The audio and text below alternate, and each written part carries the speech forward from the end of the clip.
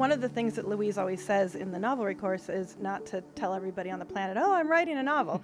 And I really took that to heart. There was something so fun about that. It felt like my own precious thing, and like I was having this secret affair with my imagination. I love that.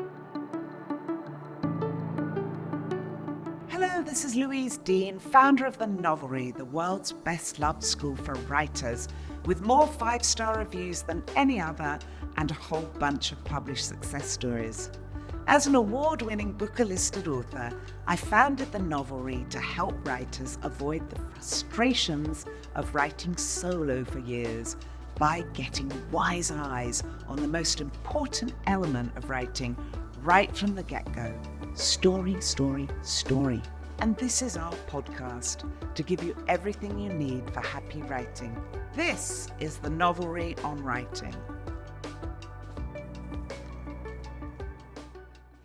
Hi, I'm Josie Humber, an editor at the Novelry, and I'm here today with a very special guest to talk about how she went from just an idea for a book to a book deal and now being published in just a few weeks' time. This is Brisa Carleton. She has written Last Call at the Savoy, which is being published by Grand Central on November 4th. So just to give a kind of brief overview of Brisa's journey before we dive into how it all happened. You came to us at the Novelry in October 2022, and you did our finished novel course, which is really our kind of most popular course and takes you from idea right the way through coaching, writing your first draft, editing, and now you have a book coming out. Yes. So there's so much more to the story than that. And there were lots of twists and turns in it, and it takes a long time. Like, this was 3 years ago now that you came to us. Tell me about where you were in your writing journey when you joined the Novelry. Like, had you written before? Did you have this idea already? Like, where were you with it all? So I had always been a huge reader. I love reading. I devour so many books, but I never thought of myself as a writer, although recently my mom said I used to write a ton as a kid. So It had been a while that I had done any writing. But at the time I was working in a very stressful job. There were a lot of stakeholders and people I had to manage. And I was just looking for something that would be engrossing enough that it would get my mind off work, but also that I could make everybody do what I wanted them to do. And so novel writing seemed absolutely perfect.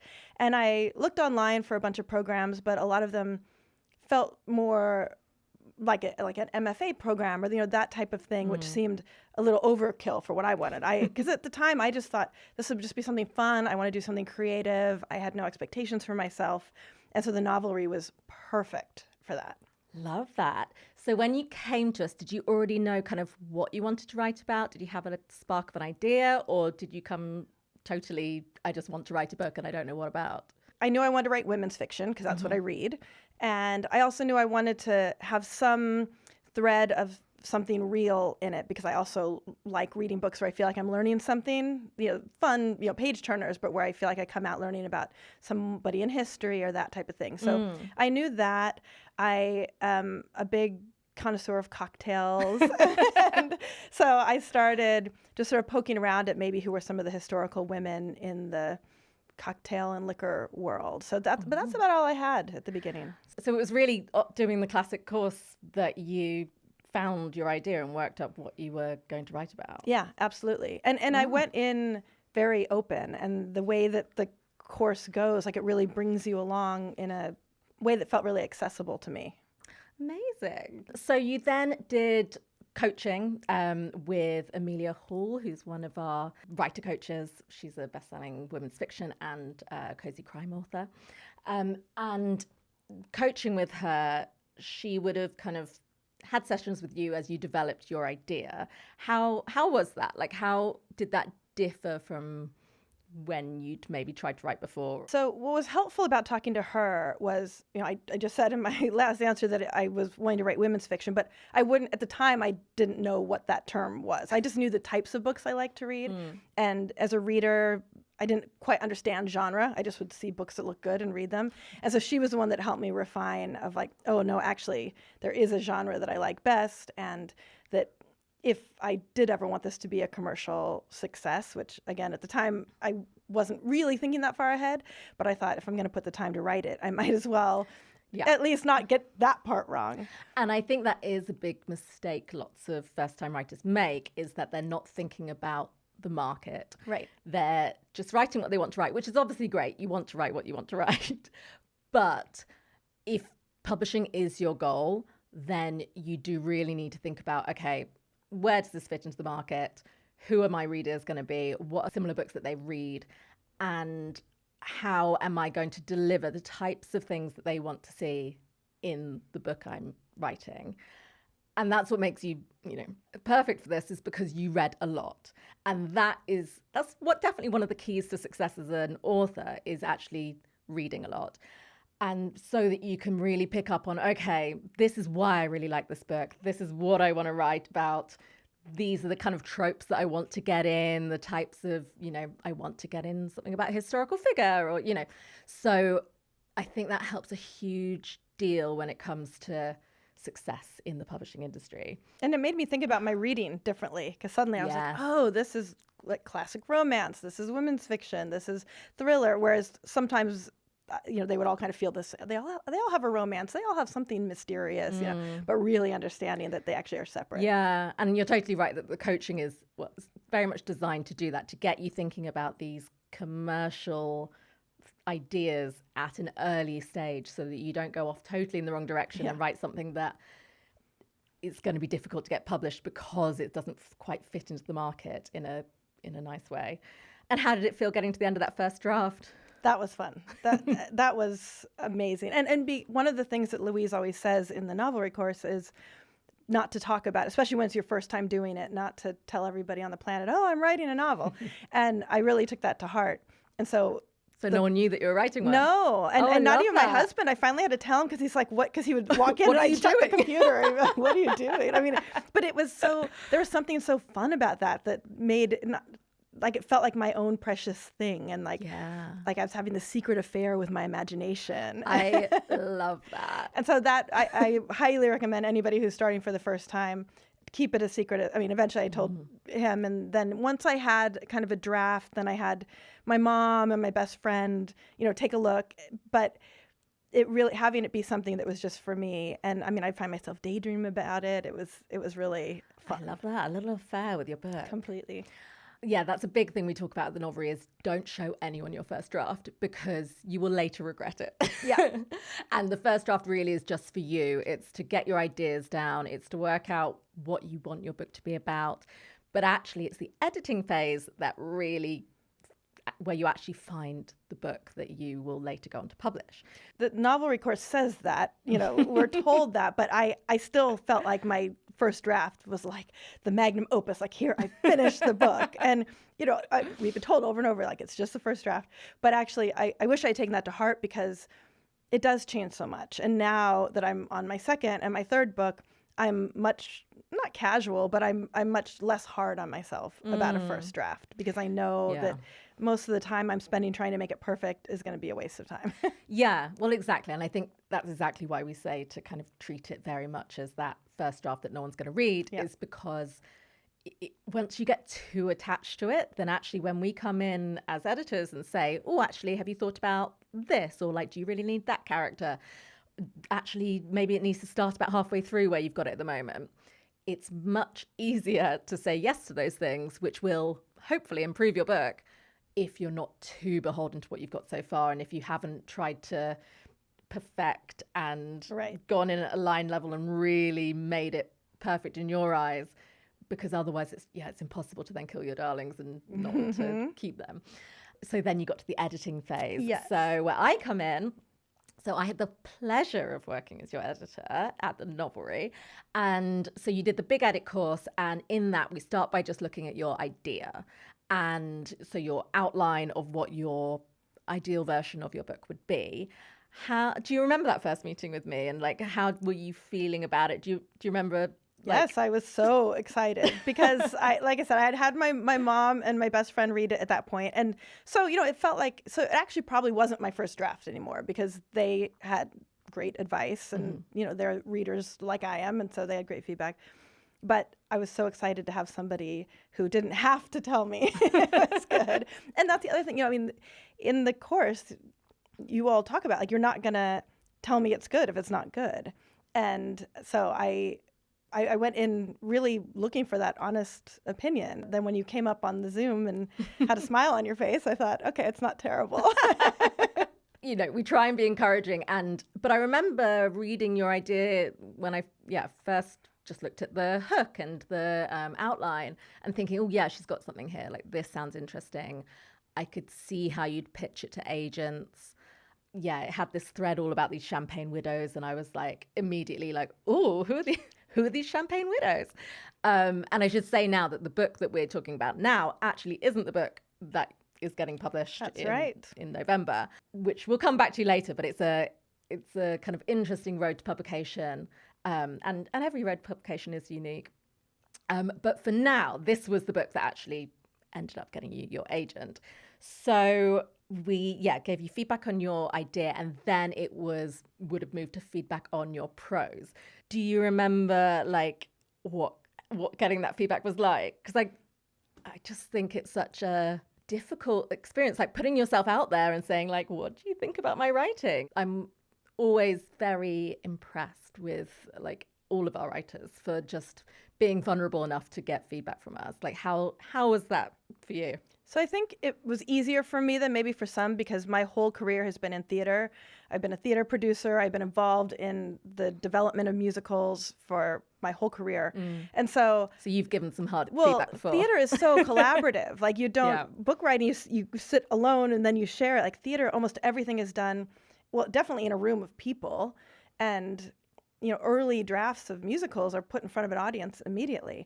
And so I was used to that. So for me, I couldn't wait for the collaborative part, because I have seen first drafts of musicals and 10th drafts, and you can't get to a good musical. You cannot. Like nobody's ever written anything perfect the first time. And so until you get that feedback, you really don't know what you have. Yeah. I remember reading your prose for the first time and being like, oh, she's got something here. You had a lovely, like confident voice and a really nice, warm women's fiction kind of voice. So it was like perfect for your genre. And I always get a bit of a spark of energy when I read someone's prose for the first time, and particularly when I've liked, like when I thought their story idea had legs. When I then read the prose and think like, oh, they've got it. Like it's such a good feeling. Well, I'm glad you could find that amid all of the like rookie mistakes. This is why you're very good at what you do, because I mean, because now you've read 3 of my manuscripts, but in the first one, I mean, the show don't tell, you'd put that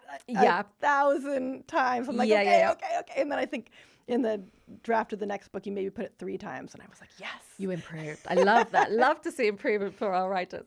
Yeah, I remember reading your first like 5,000 words and thinking like, you've got a great voice here. There really is something here.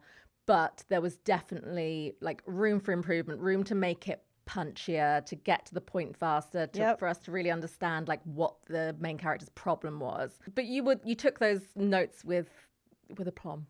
Well, because that's what I was looking for, because I think you just can't evaluate your own work, and ultimately, if you want to write a commercial book, it's meant to be read, and so you cannot just be your only reader. You have to see how it lands. This is a lesson for all the writers I work with. Yes, you need to take the feedback, and you don't have to do it in exactly the way that us editors are suggesting. But it's more that we are giving you.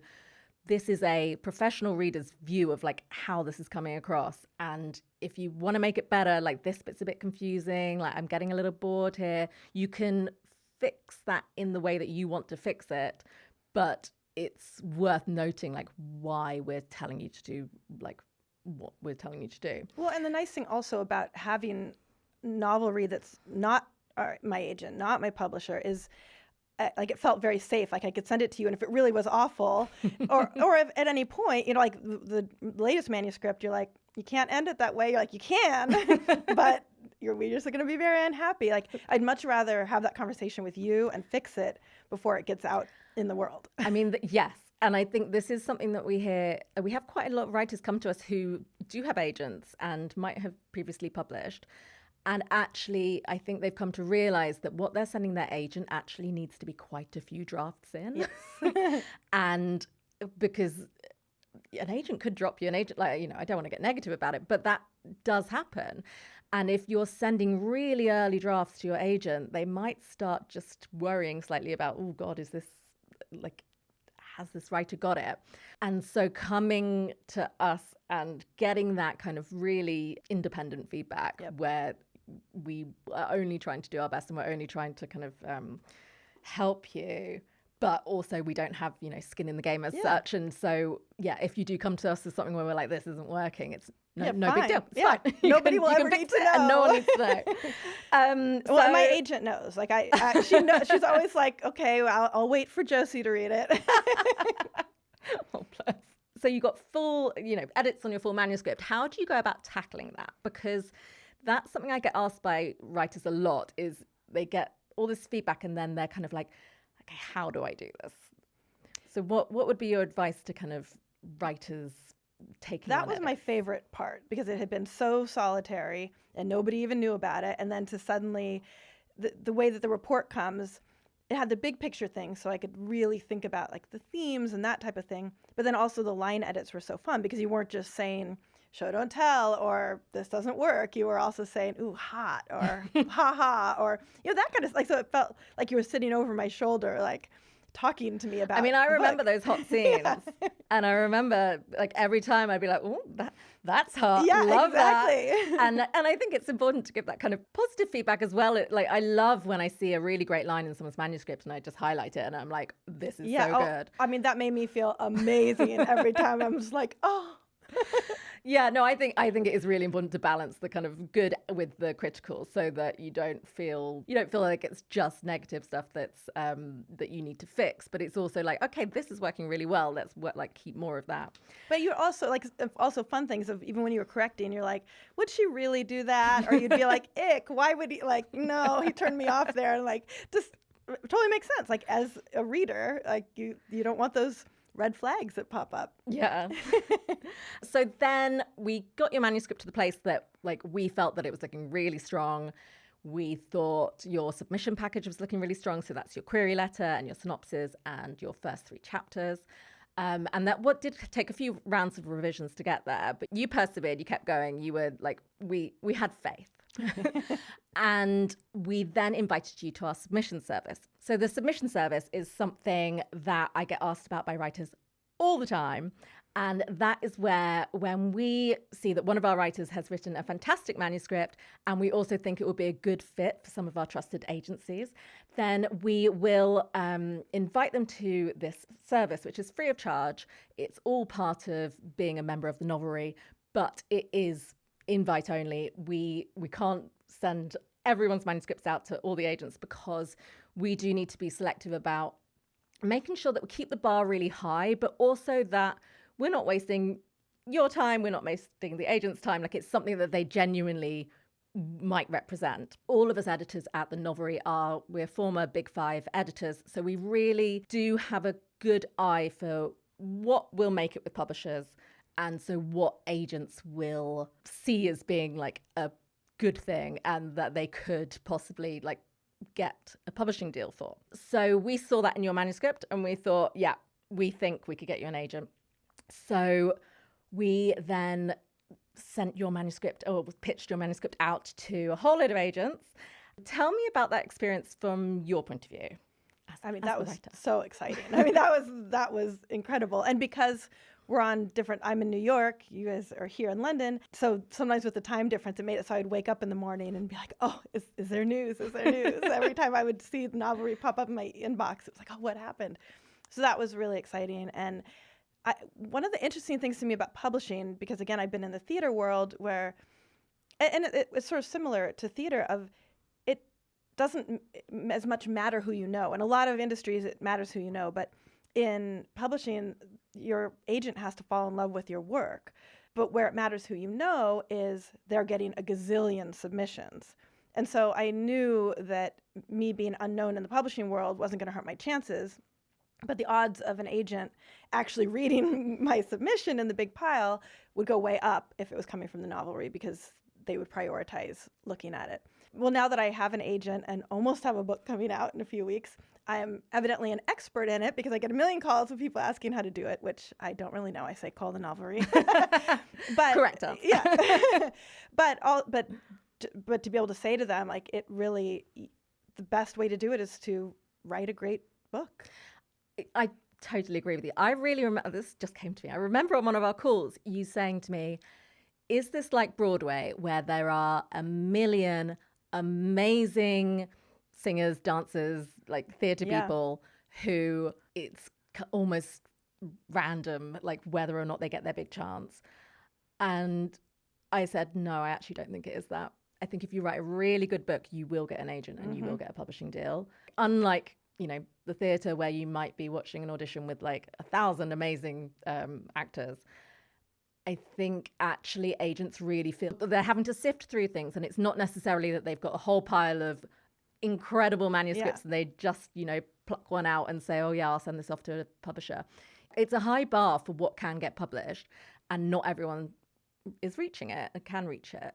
When you do write something good, and when you do write something that has a really clear market, and that you, as the publisher, you can think, oh yeah, I know exactly who the readers for this would be. I know what I would put on the cover. I know how I would publish this.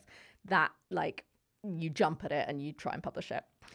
So I think you had a couple of offers from agents through us. And then tell me about meeting the agent you went for the first time. So there were two agents that ended up rising to the top. And one was at a smaller agency, younger, had still been in the business for many years, but, just sort of more of a peer. And then another agent at a much bigger agency who was senior, seen it all, worked on huge books. And I was really torn because Rebecca, who I ended up going with, I definitely clicked more with. But this other agent, was a legend in the business. And so I cold DM'd on Instagram Julia Whalen, who was my favorite audiobook narrator, but also an author. And she and I had just sort of connected because she's a theater person. And so we had a few exchanges just on Instagram, like comments. And I said, would you, I have offers from two agents. Like, I'm not a weirdo. Like, I'm not somebody coming from nowhere. Like, how do I write a book? But I just love your advice. And I told her who they were. And I said, I know you know a lot of people in the industry. And to her credit, she did not need to respond. She responded right away. She's like, it's too hard to explain over Instagram. Like, can you get on a call? Oh, wow. And we got on a call right then and talked for an hour. We're great friends now. Like, it's been amazing. But she really talked to me about the pros and cons and educated me that the size of the agency, the type of agent, really is a personal choice. It's not like one is automatically better than another. And so she said, who did you click with? And I said, I really clicked with Rebecca, and I continued to click with her. Like, we were having a great experience. And that it's really important, that agent-author relationship, because it's that kind of weird relationship somewhere between, it is professional, but it is also very personal. Yeah.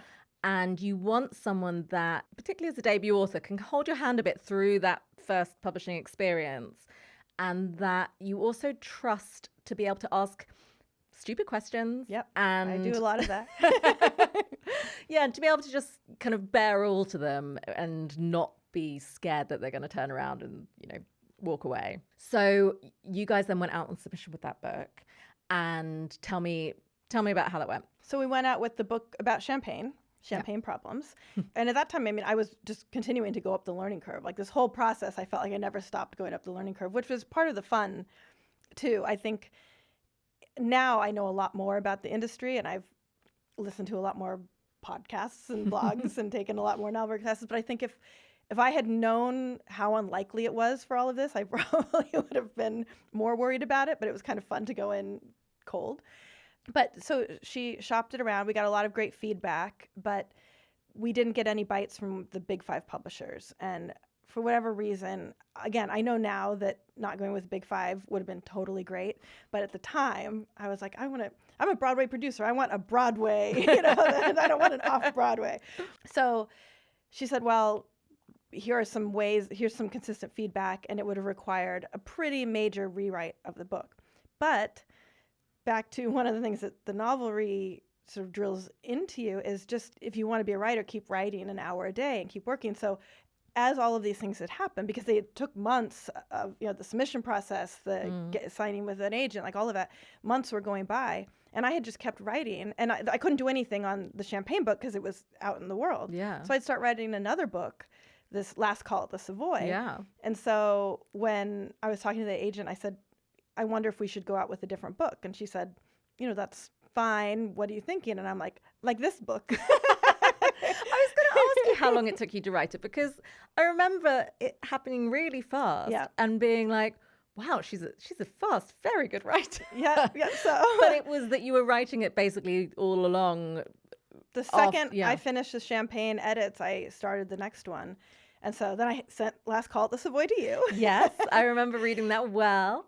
And that one was better. I mean, obviously, like you improve from book to book. So like so many of the notes you had in the first one just weren't even relevant because I had learned them that time. And I think so many writers don't get their first book published. Like it's a learning curve, and often it takes writing a full manuscript and editing a full manuscript to realize what you should have done all along. So like, what were the key learnings for you? Like, were there anything that you really did differently with the second book? I wrote the second book in first person because a lot of the notes were just how to emotionally connect to the character in the first book, and that people were interested in her story but not feeling emotionally connected. And so I went into it already thinking, what are ways, including having to be first person present tense, to like really be in it with her. And then just a lot of things about how to keep the stakes high, which I think is really fun because I would already know the stakes of like what my character's trying to do. And that's also a musical theater thing. Like in every musical theater, the second song is the I want song. Like, what's the character trying to do? But silly things like while they're trying to accomplish that, did they spill their coffee? Is something like just those little things that you put in that just up the intensity and the pacing of a scene. And so that was really fun. Frequently when I'm writing a first draft, I'll write it through and then I'll go back and put more of those little twists. I love that. I mean, that's definitely something that I talk to writers about all the time, is making sure that your main character wants something and that there are stakes for if they don't get that thing. And if you can nail those in the first like couple of chapters, maybe 3 chapters, then the reader will really be behind that character and really want them to do well and get what they want. And it's such like a simple thing, but actually lots of writers don't see that the first time around. Like it takes some thought, and it takes like really drilling that into you as a writer that make your character want something, because but also little stakes, like having a scene where my character could be sitting in their living room thinking about what they're going to do, or they could be having that same internal struggle while they're about to miss a plane, and so that type of thing. Yeah, it gives that energy to the page. Yeah, absolutely. So you got feedback from me on that, and then did it change much after that feedback? Last Call at the Savoy has a dual timeline, and so the biggest struggle I had with that one was striking the right balance and keeping the pacing up with a contemporary timeline with this New York party girl who's at the Savoy Hotel helping her pregnant sister, and then this historical timeline about this real life bartender, Ada Coleman, and I loved the history part. And so I kept being told by you and my mother that I needed to pull out the historical pieces. So actually, now that book is coming out soon, I've saved all of that, and all the people who love history like I do can read it on my website. But really, you talk about Kill Your Darlings, like there was so much there that I just thought, but somebody would love to know this tidbit, but it was holding up the pacing, so it had to go. And then how was the second kind of submission to publishers that your agent did? Like, how did that differ from the first? So the conversation about Champagne and do we want to pull it from submission happened in November. And then in January, we left the holidays because that's a tricky time publishing. And so we went out in January and almost immediately got a couple bites. First of people saying that they wanted to read the full manuscript, and then of some interest. And actually, I remember very specifically getting the call about the publisher I ended up going with, because I was actually on a flight to London coming over here to look at a theater production thing. And it had been one of these just awful, I'd been traveling by myself. My flight, we boarded, but then we it got canceled. It was an overnight flight. So I was in the airport at 2 a.m. God. They were like, you need to go to a hotel, but then like the hotel, there was a COVID issue or something. I don't know. It was the worst travel thing. I hadn't slept. We finally land. It was one of those where like everybody actually clapped because all of us on the plane had been through this harrowing like 2-day, 48-hour travel adventure. The wheels touched down. I turned my phone on, and before we'd even like stopped, at the gate, there was a call from my agent saying, "We have an offer from Grand Central." And it was like, oh my gosh. Suddenly the whole travel nightmare was forgotten. Did you go for a meeting in person with Grand Central? We did a Zoom. A lot of people are like, oh, what did you think? And so actually I had to call Rebecca, my agent, after and say, I don't know what I liked her, but I have nothing to compare it to. So we talked through some of the things that were discussed, and Rebecca said, oh yeah, no, I think this sounds really good. But it was kind of funny to feel like I had no idea what I was doing, but I liked what I was hearing, and it like gut check felt like the right thing. And they're an amazing publisher. Yeah. Like it's a great deal. So you got your publishing deal, and we're now about 6 weeks out from publication. How has that whole experience been? It's been really exciting. It's been slow. Yeah, publishing is slow. Yeah. If there's one thing you should know about publishing, it's that it takes its time. Sometimes it's 2 years from the point of getting your deal to actually being published. Yeah. When we got the offer, and then all the negotiation and all of that, and so I think I finally signed the deal maybe in May of 2023 last year, and they said, oh, and so May of 2024. Okay. And then my agent says, and so we're looking to publish in November. I'm like, oh, perfect, great. And she's like, no, November the following year. I'm like, does it need that much work? And she's like, no, I mean, there will be edits, and there were. But she's like, that's the timeline that they work on. Yeah. It's the timeline they work on because you might do edits, then you need to get the proofs made, and then you need to build that buzz and be sending it out to people and be getting quotes. I saw you had a Jodi Picoult quote. Yes. Very good. I have amazing endorsements. There's been so many amazing writers in the women's fiction genre who have taken me under their wing and given me advice and lent blurbs and quotes and introductions. I mean, that's been one of the pleasant surprises about it all, that writers, at least in women's fiction, it doesn't feel competitive. It's not like, oh, if your book is successful, then you're going to steal a spot from mine. Like, they really have been pulling me up, and that's been amazing. Oh, I love to hear that. But it's slow, because like I announced to my friends, oh, I have a book coming out, and now now they're like, where is it? Have you had a finished copy in your hand yet? I've had a galley. Oh, okay. So that was really exciting, but not yet the full hardback. Oh my God, probably be version. a couple of weeks maybe. Yeah, I think really, really soon. Ooh. I know, I can't wait. So I have a few final questions for you. So what's a piece of advice that will always stick with you from your time at the Novelry? So the piece of advice that will stick with me is, and I was so reluctant to hear it all again, was how important the hook is. It's so hard to write the hook. And the hook is that like one sentence that is going to grab somebody. Yeah, that like one line pitch. Yeah. And it's so hard to write. And I'm like, but there's going to be a blurb, and then people are going to read the book. Like, why do you need this? And I didn't, even though you guys said it over and over again, I didn't fully get how important it was, not just to sell the book, but to be like the guiding direction of it. And it really has been on this third manuscript, the third totally different book that I'm writing, that I felt like I kind of got stuck, and I had to go back and say, no, I'm not clear on the hook. And once I got clear on the hook, it just flowed. And so that is so important. And even though I skipped it in the first two and just sort of managed to come back around to it, I will never not start with that again. It's really important to almost start with your hook. Yep. And be like, okay, when I'm going to be selling this a lot later down the line, maybe years down the line, how am I going to describe it in a couple of sentences when people ask me, what's your book about? Because that's kind of what it comes down to, is that when you're on your publicity trail and you're talking to friends and family about your book, you need to be able to have a quick answer to what's your book about. And ideally, it needs to really make someone want to read it. Yep. And you're totally right that in the editing process, coming back to that hook and being like, what have I said this book is about? What's drawing people in? What am I promising people through this hook? And then if you can keep coming back to that and making sure you are delivering on that, that's how you write a book. Yeah. Well, and now I think about my ideas in hook form. Yes. Because I see when they're done well. And like, not that a book that takes a few more sentences can't get there, but like even Last Call at the Savoy, I feel like it takes me like one sentence too long to describe it, and it's been annoying. So now I'm like, okay, I need that really tight. Definitely. Quite a lot of editors go on to write books. All the editors I know, they will start with their hook. They won't put pen to paper until they've got a good hook. Yep.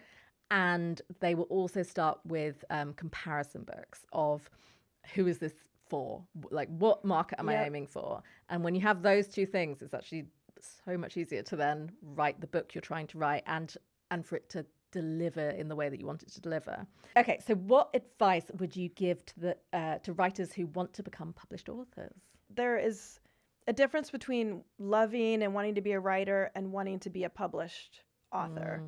And I see people confuse that because they want to share this crazy idea or whatever they're trying to do because they love the idea of doing it.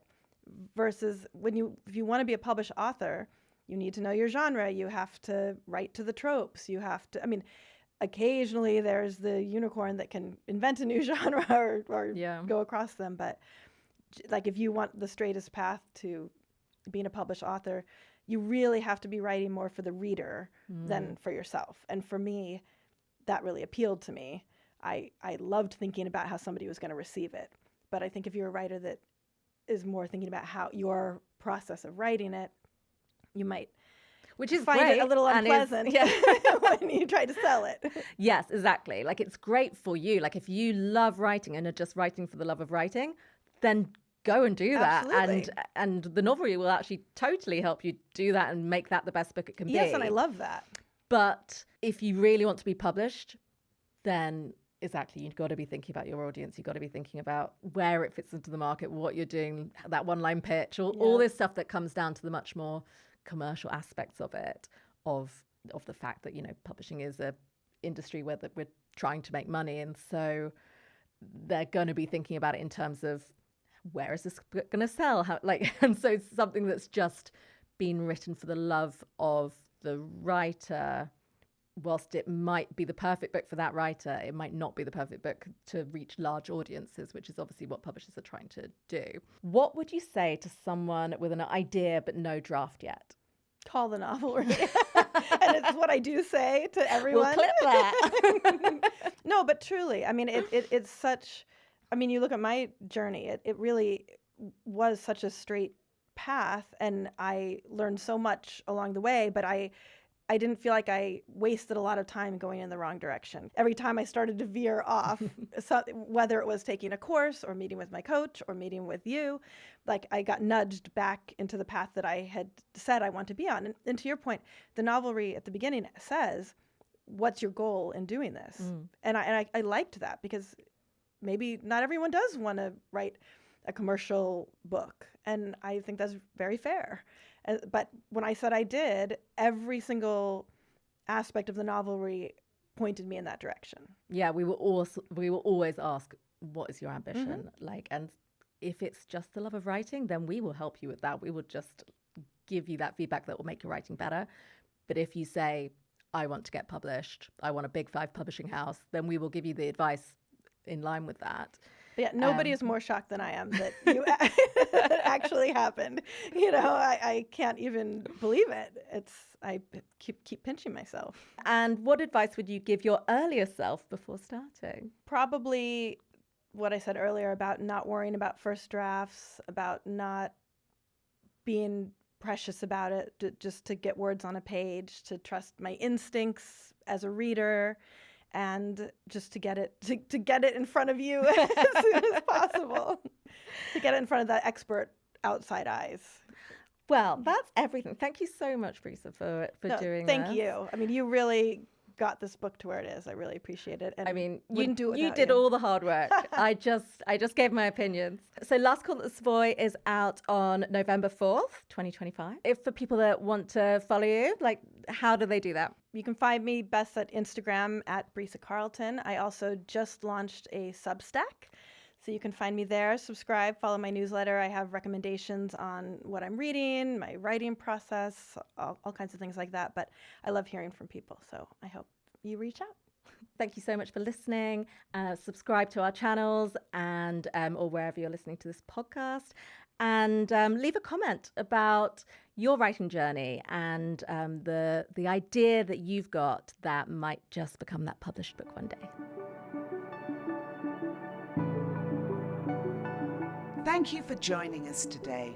We're so pleased to have you along for the writing journey, and we hope to see you on another episode of The Novelry on Writing. If you'd like to learn more, visit us at thenovelry.com. From first draft to finished manuscript, at The Novelry you'll enjoy one-to-one coaching from best-selling authors, live writing classes with award-winning authors and literary agents, and you'll work with a publishing editor all the way for submission to literary agents toward a publishing deal. All writers learn from other writers, even the greats. Write your novel in good company. Join us at The Novelry. We'll show you how to start, coax your story into shape, cheer you on to type the end.